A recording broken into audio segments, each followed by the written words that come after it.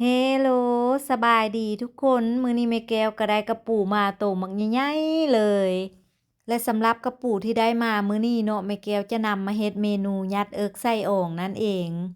อันที่จริงสำหรับเมนูนี้แม่แก้วก็ได้เฮ็ดลงอยู่หลายครั้งเลยเนาะแต่ว่าที่ผ่านมาเฮ็ดแต่ละครั้งแม่แก้วก็บ่ได้เคยเอาปูทะเลมาเฮ็ดจักเทื่อส่วนหลายที่แม่แก้วนำมาเฮ็ดเนาะก็จะเป็นกระปูหินแล้วก็กระปูแดงหลายกว่ามื้อนี้ก็จะพิเศษแด่น้อยหนึ่งเนาะเพราะว่าจะนำเอาปูใหญ่ๆมาเฮ็ดเลยเพราะว่าที่ผ่านมาที่แม่แก้วเฮ็ดลงแต่ละครั้งหั่นน่ะมีหลายคนเนาะถามแม่แก้วเข้ามาว่าบ่มีกระปูหินหรือว่ากระปูแดงสามารถเอากระปูนาหรือว่ากระปูทะเลมาเฮ็ดได้บ่แต่สำหรับแม่แก้วคิดว่าน่าจะได้ทั้งหมดหั่นแหละเนาะเฉพาะก็แม่นกระปูทะเลนี่แหละเวลานำมาเฮ็ดก็แห้งแซ่บเลยเนาะเพราะว่ามันโตบักใหญ่เอกๆนึงจ้ะและสำหรับวิธีเฮ็ดเมนูยัดเอิกไส้อ่องของแม่แก้วก่อนอื่นก็จะเอาปูหั่นแหละเนาะไปนึ่งก่อนหลังจากนั้นก็จะมาแกะเอาแต่เนื้อมันตอนที่นำไปนึ่งแม่แก้วก็บ่ได้ถ่ายให้เบิ่งซ้ำเนาะเพราะว่าถ้าถ่ายเอาทั้งหมดยานคลิปวิดีโอมันยาวเกินไปจากที่แกะเนื้อปูแล้วเนาะเฮาก็จะมาเกี่ยมตำเครื่องหอมต่อสำหรับเครื่องหอมที่แม่แก้วใส่โคกลงไปเนาะก็จะมีมะเขือแห้งหัวผักบัวหัวผักเทียมแล้วก็หัวสิงไข่ตามด้วยการใส่เครื่องปรุงรสด้วยเกลือกับเป็งนัวลงไปตำทุกอย่างพอเริ่มแรกดีแล้วก็จึงตามด้วยการใส่ซีนหมู3ชั้นที่ฟักละเอียดแล้วลงไปแล้วก็ใส่เนื้อปูที่เฮาแกะไว้เมื่อกี้หั่นแหละเนาะใส่ลงไปนำเตาะไข่ใส่ลงไปนำแดจักหน่วย2หน่วยซีนมันจึงมีความนุ่มดีหรือว่าถ้าผู้ใดมักเส้นร้อนเนาะก็อาจจะสามารถเอาเส้นร้อนมาใส่นำอีกก็ได้มื้อนี้ที่แม่แก้วเฮ็ดนี่แม่แก้วก็คือบ่ได้ใส่เส้นร้อนลงไปนำเนาะตำหรือว่าคนเครื่องทุกอย่างให้มันเข้ากันดีๆเนาะแล้วก็จึงตามด้วยการซิดซีอิ๊วลงไปใส่นำแด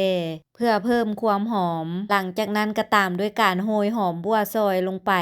คนคลุกเคล้าให้เครื่องทุกอย่างมันเข้าเนื้อเข้าในกันดีๆแล้วเอาก็นำเอาอ่องปูที่เฮาแกะออกหั่นแหละเนาะเพื่อมาตักเครื่องใส่เบิ่งแม่อ่องปูน่ะอ่องบักใหญ่ๆ1ซะซ้ำฝ่ามือเอาโลดอ่องใหญ่ๆแบบนี้มันก็สะดวกในเวลาที่เฮาตักเฮาให้เอาเครื่องใส่แบบนี้สะดวกก่อนอ่องปูน้อยๆหันหลายเท่าเลยแหละว่าเฮ็ดแต่ละครั้งแม่แก้วเอาปูน้อยๆมาเฮ็ดเนาะเวลาให้แบบนี้ก็สิอ้าวยากแด่เพื่อสิแล้วก็กินเวลาไปโดนเติบบาดว่าเอาอ่องปูใหญ่ๆแบบนี้มายัดจะแม่นว่าสะดวกสบายกะดอกมื้อหน้าสิบ่ได้ซื้อเอาปูใหญ่ๆแบบนี้มายัดอีกซะบ่จากที่ยัดแล้วเนาะเฮาก็นำเอาลงไปปิ้งไฟแล้วก็ใช้ฝาหม้อง่วมไว้แด่ถ้าให้มันมีความอบความหอมดีสำหรับไฟที่ใช้ในการปิ้งเนาะก็จะเฮ็ดไฟอ่อนค่อยๆปิ้งไประยะที่ปิ้งเนาะก็มันมาเปิดฝาหม้อเบิ่งไปนำปิ้งไปพอเฮามาสังเกตเบิ่งด้านหน้าเริ่มแห้งเริ่มบ่มีน้ำซุ่มๆออกมาแล้วเฮาก็จิ้งกลับด้านนี้ลงไปข้างไฟ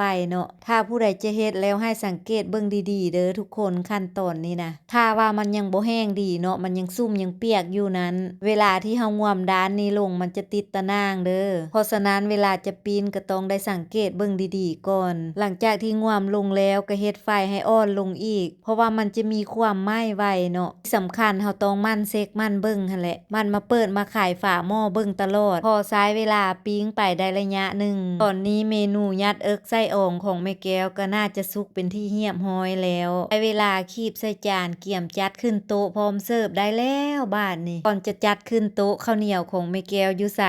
ขอปันมาตุยซิมเบิ่งจะคำ2คำเบิ่งก่อนนะคือมาส่งกลิ่นหอมตาแซ่บกระดักกระโดแท้เกาะป้าติโตทุกคนเมนูยัดเอิกไส้อ่องของแม่แก้วมื้อนี้นะหลังจากที่แม่แก้วแอบซีมเบิ่งเลยแซ่บแท้แซ่บว่าทั้งแซ่บทั้งหอมแซ่บจนบ่สร้างสิพันละนาเลยมาเด้อทุกคนมาจกข้าวเหนียวตุยเมนูยัดเอิกไส้อ่องนำแม่แก้วนำกันว่าแต่สิมีไผสนใจมากินเมนูบ้านๆแบบนี้นำแม่แก้วอยู่บ่เนาะถ้ามีไผสนใจมาเด้อครัวแม่แก้วยินดีต้อนรับเสมอสำหรับคลิปวิดีโอนี้ขอจบเพียงเท่านี้แล้วพบกันในคลิปใหม่ก่อนไปขออวยพรให้ทุกคนจงใช้ชีวิตในแต่ละวันอย่างมีความสุขไปก่อนเด้อทุกคนบ๊ายบาย